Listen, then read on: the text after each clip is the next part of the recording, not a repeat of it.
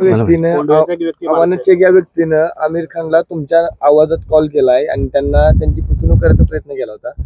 तर त्यांची फसवणूक व्हायच्या अगोदर सगळं समजल्यानंतर पंकज चव्हाण यांनी शाहूपुरी पोलीस ठाण्यात गुन्हा दाखल केलाय.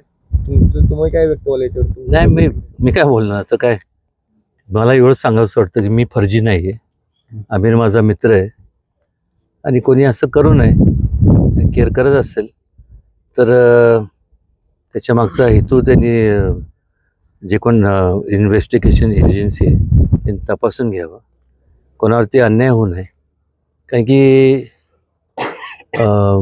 एक चांगलं किंवा एक प्रकारचं आयुष्य वेचल्यानंतर आपल्याला एक प्रकारची आपली प्रतिमा तयार होते. त्या प्रतिमा कोणाच्याही प्रतिमेला गालबोट लागता कामा नये. आणि जे करत असतील तर निश्चितपणे त्यांना शासन झालं पाहिजे आणि त्यांना विचारलं पाहिजे की बाबा तुम्ही असं का केलं, का नाही.